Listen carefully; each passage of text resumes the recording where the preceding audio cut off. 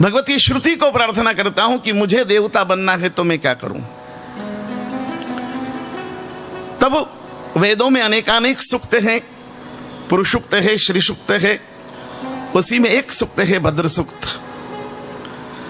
और भद्र सूक्त कहता है कि अगर तुम्हें भद्र बनना है, अगर तुम्हें देवता बनना है, अगर तुम्हें सज्जन बनना है, अगर अभद्रता से दूर आना है और भद्रता की ओर जाना है, तो भद्र सूक्त में कुछ काम बताए गए कि अगर ये काम करेंगे तो आप भद्र बन जाएंगे। और उसमें से जो पहला काम बताया, मैं उस काम की ओर आपका ध्यान आकर्षित करना चाहता हूं। वेद भगवान देवता बनने के लिए सबसे पहला काम कौन सा बताते हैं? दान? बोले नहीं, यह बाद का काम है, उत्तरी काम है। उपवास? बोले यह भी बाद का काम है। सबसे पहला काम तब भद्र सूक्त कह रहा है, भगवती श्रुति कह रही है कि जिसे देवता बनना हो वो पहला काम क्या करे? बोले भद्रम करणे भी श्रृणुयाम देवाः। जिसे देवता बनना हो वो अपने कानों से अच्छी अच्छी बात सुनना शुरू कर दे। बोले क्यों? बोले हम जैसा सुनते हैं हम वैसा ही बोलते हैं। आपने बचपन से गुजराती सुनी इसलिए आप गुजराती आसानी से बोल सकते हैं। आपने हिंदी सुनी होगी तो आप हिंदी बोल सकते हैं, लेकिन आपने मलयालम नहीं सुनी तो बोलने में कठिनाई हो जाएगी। क्योंकि आदमी वही बोलता है जो उसने सुना हुआ होता है।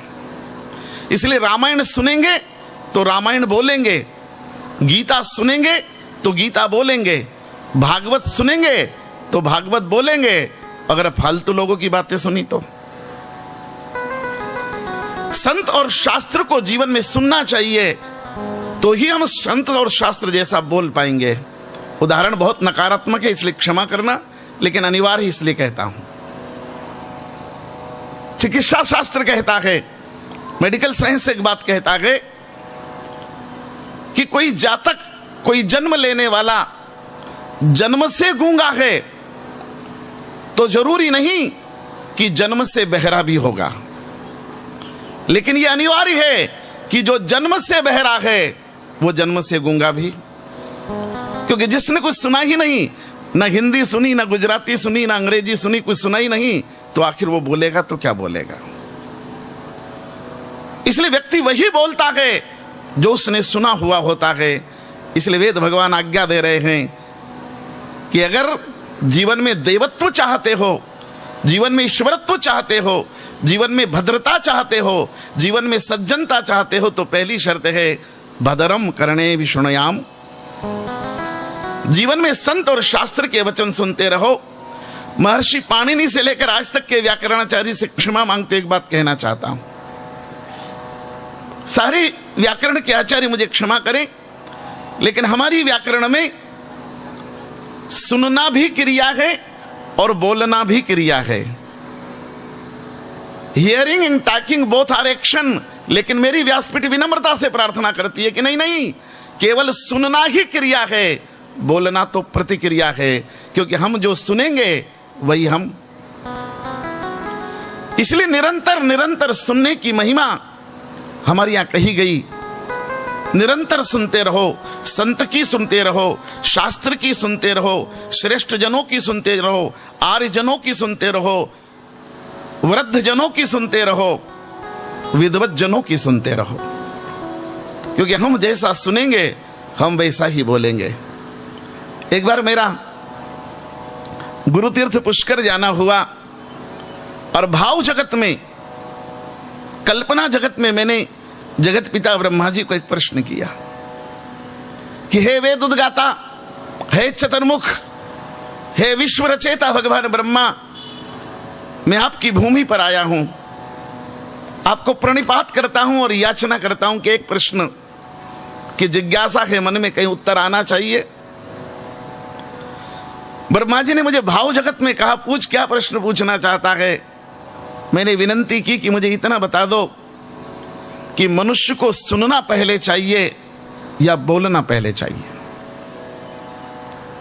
ब्रह्मा जी मुझे उपदेश करते हैं भाव जगत में और कहते हैं इस प्रश्न का उत्तर तो तेरे शरीर में है।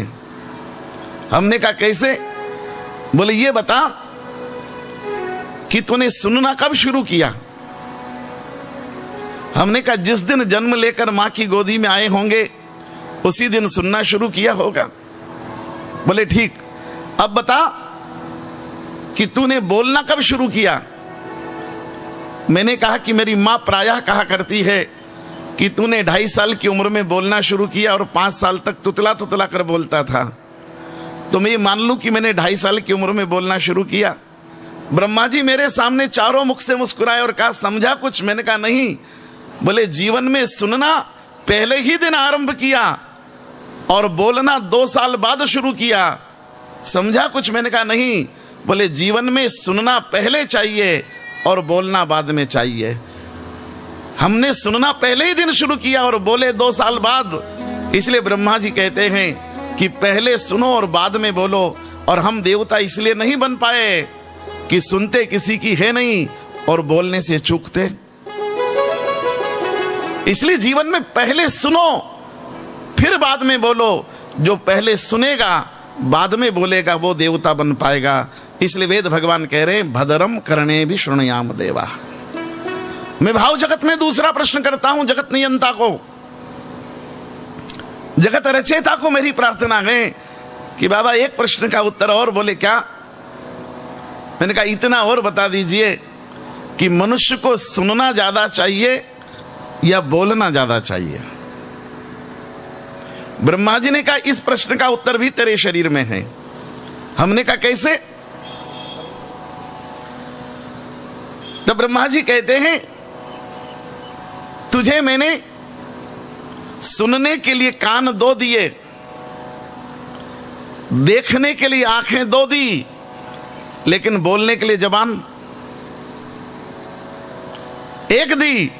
2 सुनो फिर 2 देखो और फिर जरूरी हो तो 1 बोलो।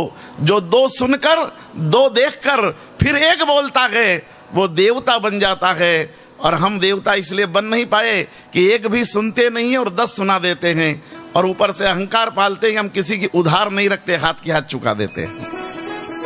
ये हाथ की हाथ चुका देने वाला कुछ और बन सकता होगा, लेकिन देवता पहले 2 सुनो 2 देखो और फिर जरूरी हो तो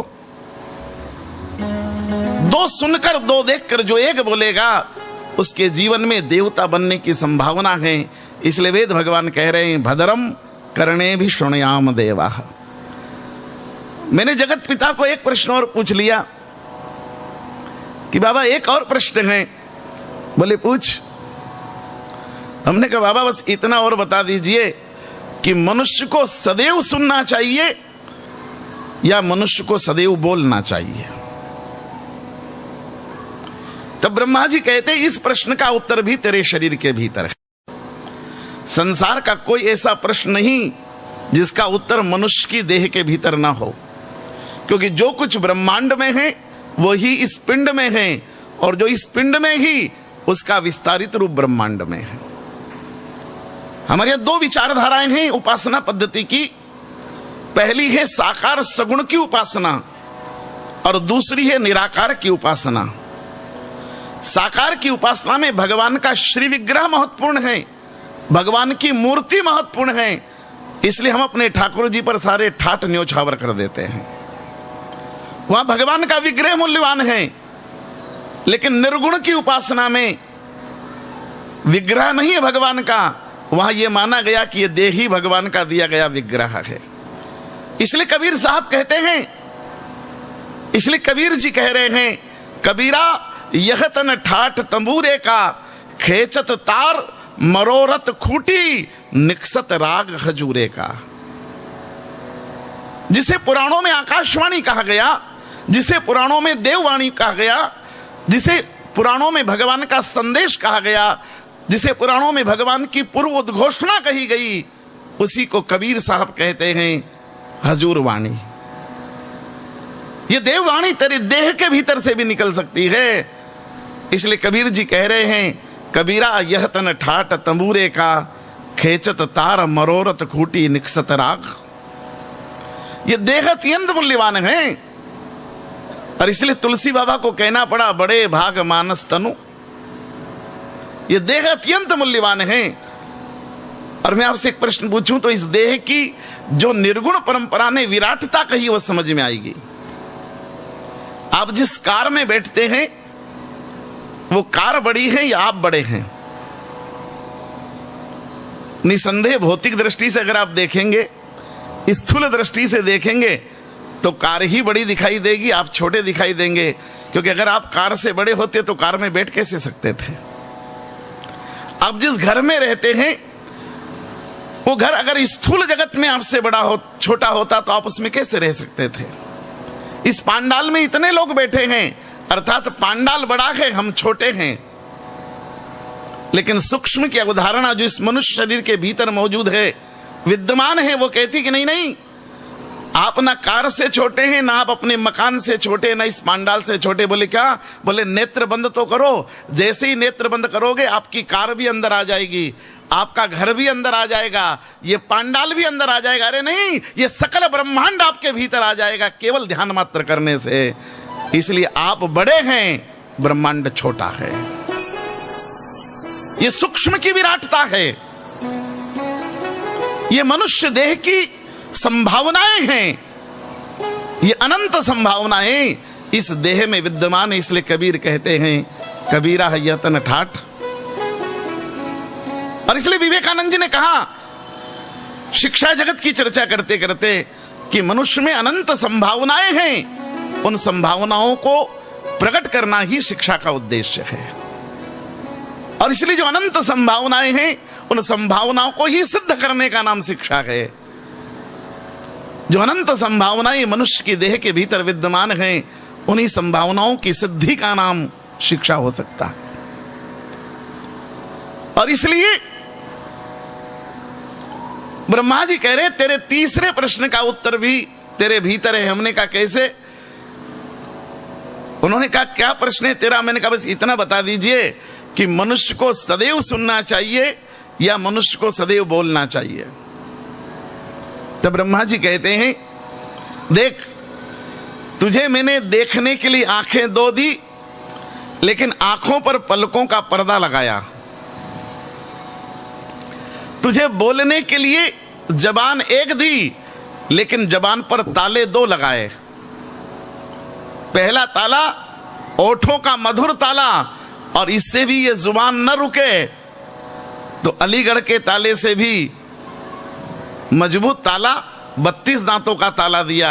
लेकिन कहा गया जहां बोलना जरूरी ना हो वहां मत बोलना, जो जरूरी ना हो मत बोलना, जब जरूरी ना हो तब मत बोलना, और क्षमा करना जिससे जरूरी ना हो उससे।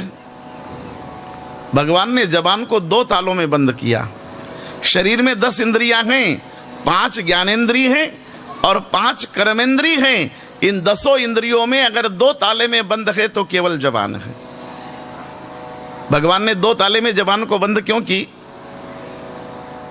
एक दार्शनिक का कथन आपके बीच रखता हूं, लेकिन जितने वयोवृद्ध लोग बैठे हैं उनसे पहले क्षमा मांग लूं।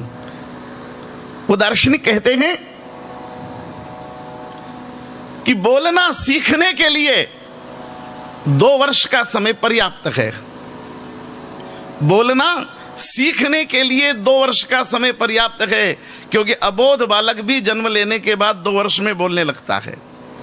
आप किसी और प्रांत में जाकर रहने लगो तो वहां की भाषा 2 वर्ष में आप सीख जाएंगे। इसलिए कहा गया कि बोलना सीखने के लिए 2 वर्ष का समय पर्याप्त है, लेकिन क्या बोलना है ये सीखने में सारी उम्र छोटी पड़ जाती है। क्योंकि 80 साल का आदमी भी वो बोल देता है जो उसे बोलना नहीं चाहिए। इसलिए बोलना सीखने के लिए तो 2 साल का समय पर्याप्त है, लेकिन क्या बोलना और क्या नहीं बोलना, इसकी सिद्धता में पूरी जिंदगी भी कम पड़ जाती है। इसलिए भगवान ने ओठों पर 2 ताले, जबान पर 2 ताले लगाए, एक ओठों का, दूसरा दांतों का। लेकिन ब्रह्मा जी मुझको समझाते हैं बेटा। मैंने कहा बाबा क्या? बोले तुझे देखने के लिए आंखें 2 दी, लेकिन पलकों का पर्दा लगाया। तुझे बोलने के लिए जबान 1 दी, लेकिन ताले 2 लगाए। लेकिन तुझे सुनने के लिए कान 2 दिए, लेकिन कानों पर कोई ढक्कन लगाया, कोई ताला लगाया, कोई शटर लगाया, कोई किवाड़ा लगाया, कोई दरवाजा लगाया? बोले नहीं, इन्हें खुला रखा। बोले क्यों? बोले सुनना, सदा सुनना और सबकी सुनना। जो सुन सकेगा वही देवता बन पाएगा। इसलिए वेद कह रहे हैं भद्रम करणे भी शृणुयाम देवा। जो सुनेगा, सदा सुनेगा, वही देवता बन पाएगा।